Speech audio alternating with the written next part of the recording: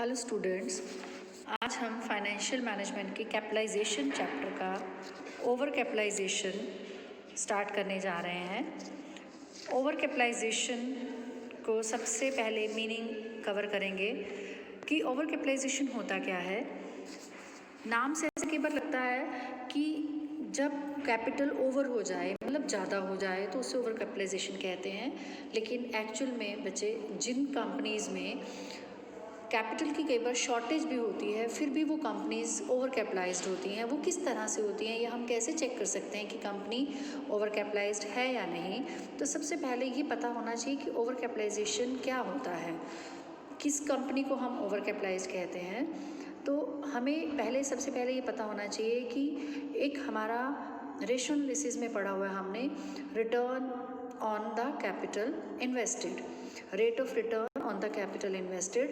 तो अगर हमारा एक फेयर रेट ऑफ रिटर्न होता है, जितना होना चाहिए कैपिटल जो इन्वेस्ट हुई है बिजनेस में, उसके ऊपर एक फेयर रेट ऑफ रिटर्न अगर कंपनी अर्न कर रही है, और अगर कंपनी नहीं कर रही, तो अगर एक कंपनी बहुत कॉन्टिन्यूटी में कुछ सालों से अगर एक फेयर रेट ऑफ रिटर्न नहीं अर्न कर रही है अपनी कैपिटल इन्वेस्टेड के ऊपर, तो ऐसी कंपनी को हम कहते हैं कि वो ओवर कैपिटलाइज्ड है। बोनविले ड्यूवे की डेफिनेशन भी यही बताती है, when a business is unable to earn a fair rate of return on its outstanding securities. Outstanding securities को अगर आप सिंपल टर्म्स में कहो, तो जो कंपनी की ने शेयर्स, डिबेंचर्स वगैरह इशू किए हुए हैं, तो हम उसको कैपिटल इन्वेस्टेड मानते हैं। तो ऐसी company it is over capitalised होती है। तो हमारा यहाँ पे मीनिंग अगर क्लियर करें हम, तो आपको एक कंपनी का मतलब हम एग्जाम्पल से भी कर सकते हैं, क्लियर कर सकते हैं इसे, कि कैसे हम कह सकते हैं कि कंपनी रेट ऑफ रिटर्न से जैसे अर्न नहीं कर पाती, तो हम इसे समझें कैसे। तो हम इसको एक एग्जांपल से कवर करेंगे इसमें, कि अगर एक कंपनी, फॉर एग्जांपल आपको इसमें बताया हुआ है बुक में, इसी एग्जांपल को क्लियर कर रही हूँ आपको मैं। A company earns a profit of ₹2 lakh on a total capital investment of 20 lakh. In case of normal rate of return prevailing in the market is 10%, this company will be said to be fair capitalized. देखो कैसे fair capitalized है, कि जब हमने 2 लाख की earning का percentage निकाला total capital investment पे, तो वो 10% बना, ठीक है। और मार्केट में भी नॉर्मल रेट ऑफ रिटर्न जो है वो 10% है, तो कंपनी क्या है, फेयरली कैपिटलाइज्ड। जबकि अगर कंपनी का अर्निंग 2 लाख से कम होकर if it earns only 1,20,000 while the normal rate of return is 10%, then जो हमारी ये कंपनी जो है ये ओवर कैपिटलाइज्ड मानी जाएगी, क्योंकि जब हम अपना परसेंटेज निकालते हैं इस पर 1,20,000 डिवाइडेड बाय 20 लाख इंटू 100, तो ये हमारा बनता है 6%। तो जब 6% का हमारा ये परसेंटेज जो कंपनी इन्वेस्टमेंट के ऊपर अर्न कर रही है, जबकि नॉर्मल रेट मार्केट में जो चल रहा है वो 10% है, तो ऐसे में कंपनी क्या मानी जाती है, ओवर कैपिटलाइज्ड। क्यों? क्योंकि कंपनी जो है कम रेट से अर्निंग उसकी हो रही है, कंपनी का रेट ऑफ रिटर्न कम है, जबकि मार्केट का rate of return, normal rate of return जो है वो ज़्यादा है। तो अब एक जो कंपनी है अगर वो ओवर कैपिटलाइज्ड है, तो हम कॉजेज़ की बात करते हैं। कॉजेज़ देखिए, एक बात तो हमें और ध्यान रखनी है इसमें, वो ये कि कभी भी हम अगर एक साल कंपनी का रेट ऑफ रिटर्न अगर कम है, तो हम उसे ये नहीं कहेंगे कि ओवर कैपिटलाइज्ड है। क्यों? क्योंकि हम इसे कुछ सालों की अगर हम ऑब्जर्वेशन को ध्यान में रखते हैं, तो हम कह सकते हैं कि कॉन्टीन्यूटी में अगर वो कुछ सालों से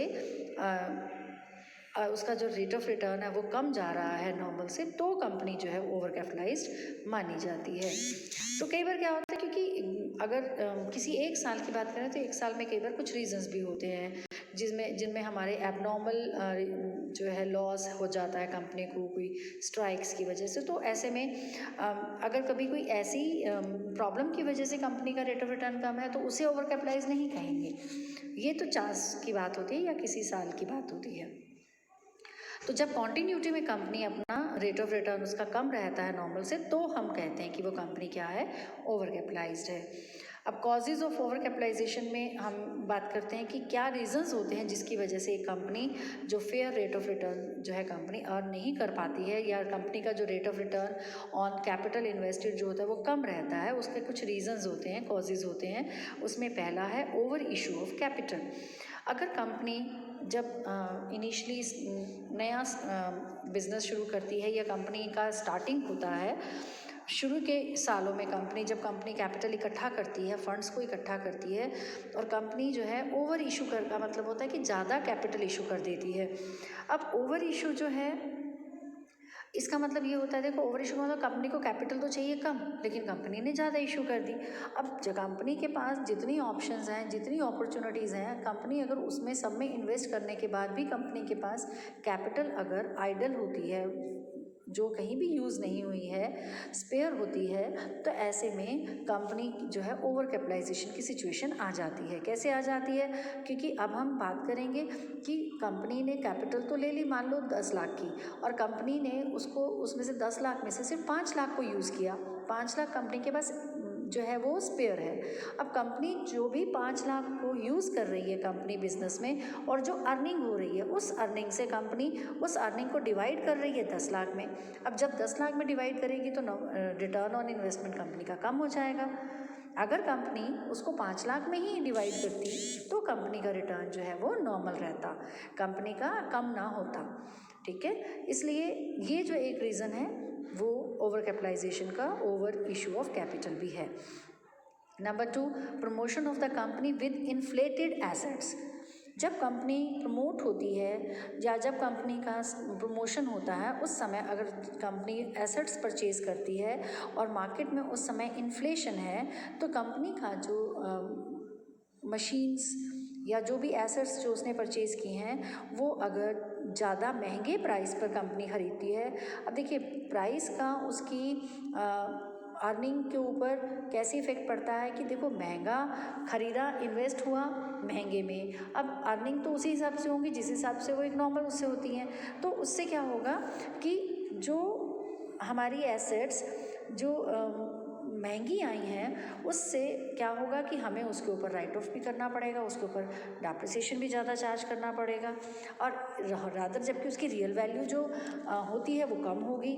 तो इसलिए जो प्रोमोटर्स जो हैं अगर कंपनी को ऐसे समय में प्रमोट करते हैं, बनाते हैं जब जो है मार्केट में इन्फ्लेशन है, तो वो भी एक रीज़न होता है कि कंपनी जो है वो ओवर कैपिटलाइज्ड हो जाती है, क्योंकि कंपनी की इनकम जो है वो कहाँ मैक्सिमम जो है वो वो हो जाती है कि जब कंपनी की अर्निंग जो होंगी उसमें से कंपनी को डेप्रिसिएशन भी देना पड़ेगा उसके ऊपर, तो और कंपनी का जो इससे जो इनकम जो है वो प्रॉफिट जो है वो कम हो जाते हैं।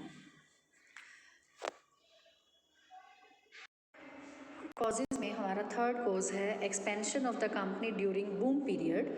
देखिए बूम पीरियड कौन सा पीरियड होता है कि जब बिज़नेस साइकिल हम पढ़ते हैं उसमें बूम जब फेज़ चल रहा होता है, उस तरह के बिज़नेस का बूम फेज़ चल रहा है, उस समय अगर नया बिज़नेस स्टार्ट होता है या बिज़नेस को प्रमोट करते हैं, तो जब बूम पीरियड में बिज़नेस को स्टार्ट किया जाएगा तो उस समय जो एसेट्स खरीदी जाएंगी उसका जो प्राइस होगा वो ज़्यादा महंगा होगा।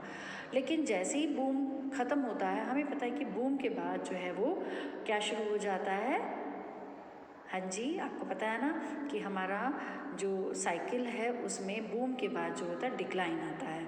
अब डिक्लाइन जैसे ही शुरू हो जाएगा तो उसमें क्या होगा कि जो एसेट्स हैं उनका भी प्राइस कम हो जाएगा, और कंपनी की जो डिप्रेशन वाली जब स्टेज आएगी उसमें, और उसमें अर्निंग कैपेसिटी जो है डिप्रेशन में कम हो जाएगी कंपनी की, लेकिन एसेट्स भी और जो कैपिटल है जो वो पहले ही प्राइसेस पे कुछ जब हमने बूम पीरियड में उसे स्टार्ट किया वही दिखाए जाएंगे, तो हमारा इसमें क्या हो जाएगा कि जो रेट ऑफ रिटर्न जो हो जाएगा उसके हिसाब से कम हो जाएगा, और जब कम होगा तो ओवर कैपिटलाइजेशन है। ठीक है, देन नेक्स्ट हमारा आता है number 4, high promotion expenses. Promotion expenses वो होते हैं जो प्रमोटर्स करते हैं, और जब कंपनी को प्रमोट करते हैं उस समय जो एक्सपेंसेस प्रमोटर्स बियर करते हैं, या जो उस समय के जो एक्सपेंसेस होते हैं, उन्हें बाद में जब कंपनी कॉर्पोरेट हो जाती है उसके बाद उन्हें प्रमोटर्स को कंपनी रेम्यूनरेशन देती है उनकी सर्विसेज के बदले में, और या जो अंडर राइटिंग ऑफ शेयर्स होते हैं उस समय कंपनी जो है जो अंडर राइटर्स को कंपनी कमीशन देती है, इस तरह से। तो ये जो सारे हमारे ऐसे एक्सपेंसेस होते हैं जिन्हें हम प्रॉफिट्स में से राइट ऑफ करते हैं, और ऐसा जो प्रॉफिट्स में से राइट ऑफ किया जाता है तो प्रॉफिट जो बाद में बचता है वही शेयर होल्डर्स में बढ़ता है। तो अगर हमारी कंपनी का प्रमोशन एक्सपेंसेस ज़्यादा है और उन्हें जब आगे आने वाले सालों में राइट ऑफ किया जाएगा तो आने वाले सालों में कंपनी जो है अपने प्रॉफिट्स को कम जो है वो डिविडेंड की तरह से बांट पाएगी, क्योंकि वो कुछ मैक्सिमम जो पार्ट है प्रॉफिट का वो एक्सपेंसेस को राइट ऑफ करने में चला जाएगा। तो ये जो है डिविडेंड जो है शेयर होल्डर्स को उसमें कम मिलता है।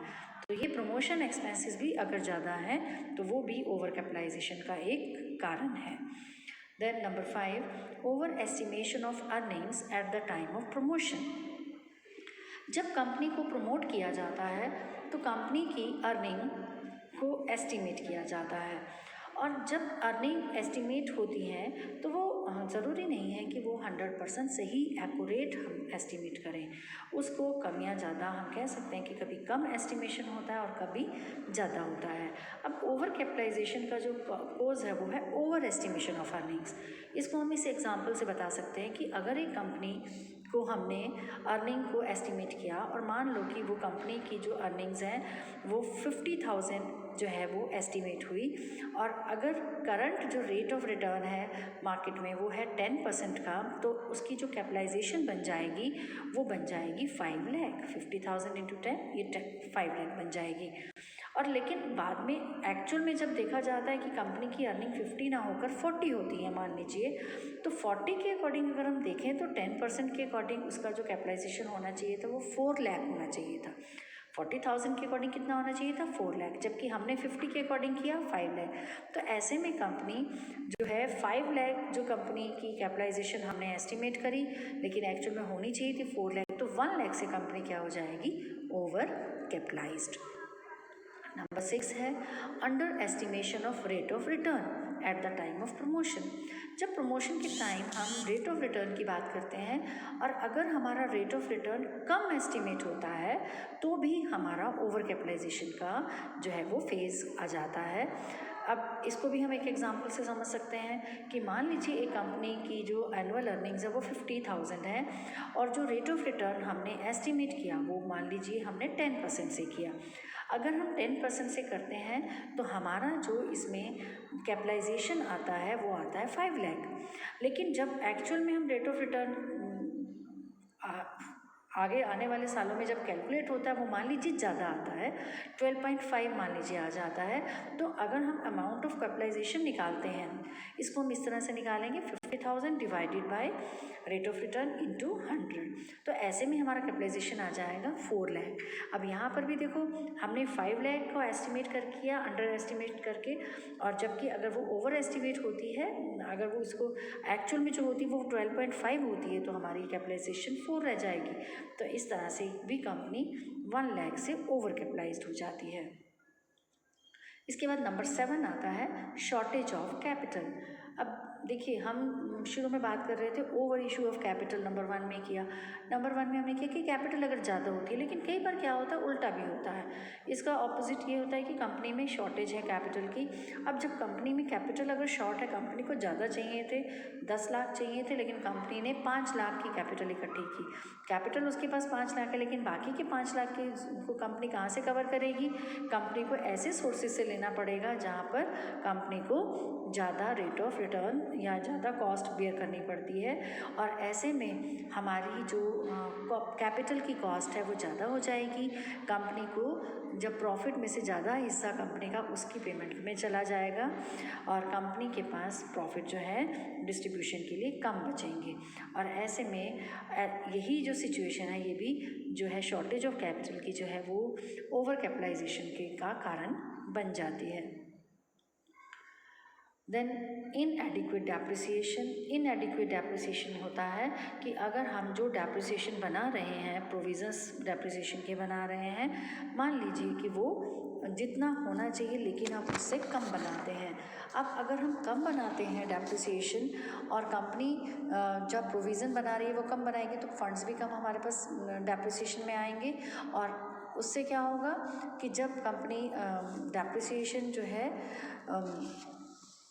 जो कंपनी की अर्निंग्स हैं वो कंपनी की अर्निंग्स को कम कर देती हैं। कैसे कम कर देती हैं? देखिए कि हमने प्रोविज़न तो बनाए नहीं डेप्रिसिएशन के लिए, और जब कंपनी ने रिप्लेस किया एसेट्स को तो कंपनी को बाकी अपनी फंड्स अपने प्रॉफिट्स में से निकालने पड़ते हैं, और जिससे कंपनी की अर्निंग्स कम हो जाती हैं। कॉन्टीन्यूटी में अगर कंपनी यही करती है कि कभी कभी किसी साल कोई मशीन चेंज हो रही है, कभी किसी का रिप्लेसमेंट हो रहा है, और ऐसे में कंपनी अपनी अर्निंग्स में से पैसा निकाल रही है उसको परचेज़ करने के लिए, तो ऐसे में कंपनी की जो कॉन्टीन्यूटी में अर्निंग्स जो हो जाती हैं वो कम हो जाती हैं, और वो कंपनी की ओवर कैपिटलाइजेशन की सिचुएशन का एक रीज़न बन जाती है।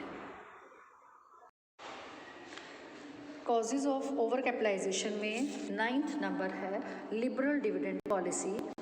कंपनी की पॉलिसी, डिविडेंड पॉलिसीज़ लिबरल भी हो सकती हैं, स्ट्रिक्ट भी हो सकती हैं, लेकिन ओवर कैपिटलाइजेशन के लिए जो कॉज है वो लिबरल डिविडेंड पॉलिसी है। लिबरल का मतलब ये होता है कि कंपनी जो है जितना प्रॉफिट अर्न कर रही है वो सारा बांट रही है, सभी कंपनी जो है डिस्ट्रीब्यूट कर देती है प्रॉफिट को, तो ऐसे में कंपनी के पास रिजर्व्स कम बनते हैं, और जब कंपनी के पास रिजर्व्स कम बनते हैं तो कंपनी को अगर कोई मशीन ऑब्सोलीट हो जाती है या किसी भी रीज़न से कंपनी को अगर रिजर्व्स की ज़रूरत पड़ती है, फंड्स की ज़रूरत पड़ती है, तो कंपनी के पास इंटरनल सोर्सेज नहीं होते कंपनी के पास, कंपनी को बाहर से लेना पड़ता है, लोन लेना पड़ता है, बोरो करना पड़ता है, और जिसका कंपनी को high rate of interest bear करना पड़ता है, और इससे क्या होती है उसकी अर्निंग कैपेसिटी कम हो जाती है। जब अर्निंग्स कम हो जाएंगी तो कंपनी का क्या बन जाती है? Over capitalised. नेक्स्ट लास्ट है इसमें high rate of taxation. High rate of taxation में कंपनी को अगर जो है टैक्स का जो परसेंटेज है कंपनी के ऊपर जो लगता है प्रॉफिट्स का के ऊपर, वो ज़्यादा रेट ऑफ टैक्स उसे देना पड़ता है, तो ऐसे में कंपनी के पास प्रॉफिट्स कम हो जाते हैं शेयर होल्डर्स को बांटने के लिए।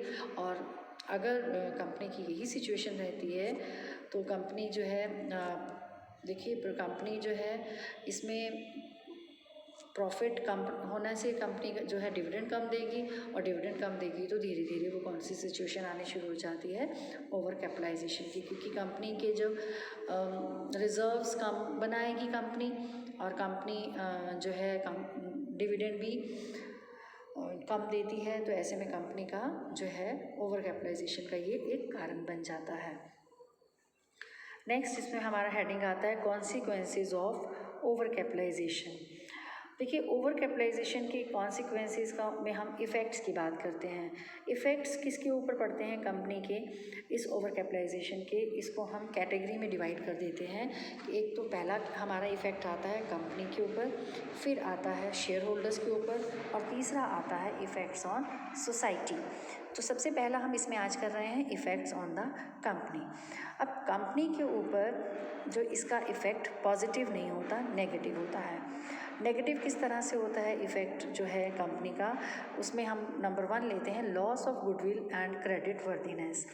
जिस भी कंपनी को हम कहते हैं कि वो ओवर कैपिटलाइज्ड है, वो कब हुई ओवर कैपिटलाइज्ड? क्योंकि उसकी अर्निंग कम थी, कैपेसिटी कम थी, और इससे क्या होता है कि जब अर्निंग कैपेसिटी कम होती है, अर्निंग कम होगी तो डिविडेंड भी कम देगी, और धीरे धीरे जो शेयर होल्डर्स जो हैं उसमें से जो है अपना पैसा निकालना शुरू कर देते हैं, उनका कॉन्फिडेंस ख़त्म हो जाता है, और उनके शेयर्स को बेचना शुरू कर देते हैं, और कंपनी को कोई आसानी से उधार भी नहीं देता, तो ऐसे में कंपनी की गुडविल भी कम हो जाएगी और क्रेडिट वर्दीनेस भी कम हो जाएगी।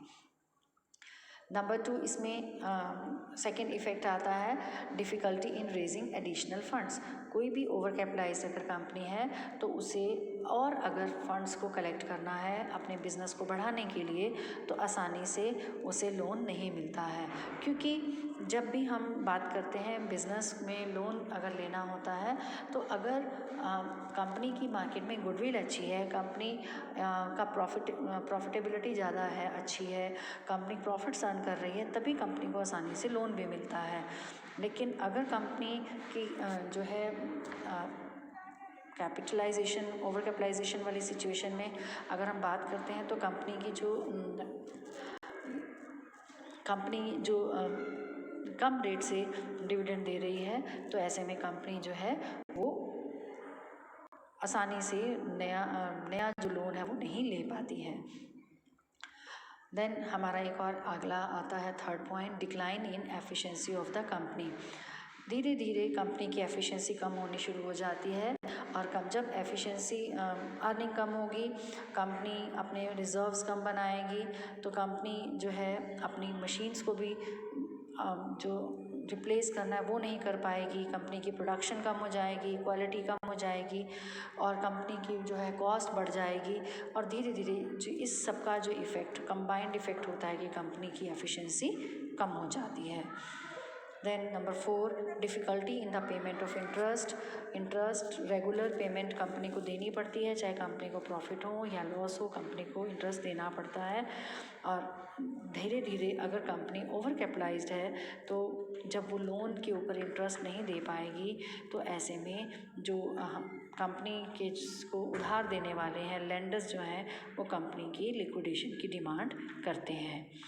देन नेक्स्ट है manipulation of accounts to show inflated profits. कई बार कंपनी अपनी इस कमी को छिपाने के लिए कंपनी अपने अकाउंट्स में मैनिपुलेशंस को करती है, और ऐसे मैनिपुलेशंस किए जाते हैं कि कंपनी के प्रॉफिट्स ज़्यादा दिखाए जाएं। अब अगर कंपनी मैनिपुलेशंस करती है उस समय तो ठीक है, कंपनी के उस साल प्रॉफिट्स दिखाए गए ज़्यादा, लेकिन अब ये जो प्रॉफिट्स दिखाए गए वो एक्चुअल में अर्निंग नहीं थी। वो कहाँ से गए? वो जो है प्रॉफिट्स को ज़्यादा दिखाएंगे, प्रॉफिट्स जब ज़्यादा दिखाएंगे तो डिविडेंड भी ज़्यादा देना पड़ेगा, और जब डिविडेंड ज़्यादा देना पड़ेगा, प्रॉफिट कम हो रहा है, डिविडेंड ज़्यादा दे रहे हैं, तो वो प्रॉफिट इनडायरेक्टली कहाँ से जा रहा है? वो कैपिटल में से जा रहा है, और कंपनी धीरे धीरे कंपनी की कैपिटल कम होती चली जाती है अगर वो इस तरह से डिविडेंड में बढ़नी शुरू हो जाएगी। और फिर उसको कवर करने के लिए कंपनी क्या करती है? और लोन लेती है, और लोन लेती है तो कंपनी को फिर रेट ऑफ इंटरेस्ट ज़्यादा देना पड़ता है, इंटरेस्ट ज़्यादा पे करना पड़ता है, और ये एक जो है ऐसी सिचुएशन बन जाती है जिसको कवर करना बड़ा मुश्किल हो जाता है। और लिक्विडेशन ऑफ कंपनी, वही बताया हमने आपको कि जब इस तरह की सिचुएशन आती है ओवर कैपिटलाइज कंपनी का, अगर कंपनी जो है वो सिचुएशन को कवर नहीं करती है, उसे ठीक नहीं करती है, तो धीरे धीरे कंपनी का लिक्विडेशन की तरफ जो है सब डिमांड करने लग जाते हैं कि कंपनी को लिक्विडेट कर दिया जाए, और कई बार कंपनी का लिक्विडेशन हो जाता है। ये थे हमारे कॉन्सिक्वेंसेस ऑफ ओवर कैपिटलाइजेशन, किसके? जिसमें इफ़ेक्ट्स ऑन द कंपनी हमने डिस्कस किए। नेक्स्ट हम करेंगे इफ़ेक्ट्स ऑन शेयर होल्डर्स। अब देखिए, शेयर होल्डर्स जो है वो कंपनी के मालिक होते हैं, शेयर होल्डर्स ही कंपनी के ओनर्स हैं, और लेकिन उनको भी सफ़र करना पड़ता है ओवर कैपिटलाइजेशन की वजह से। उन्हें क्या सफ़र करना पड़ता है, ये हम अब डिस्कस करेंगे।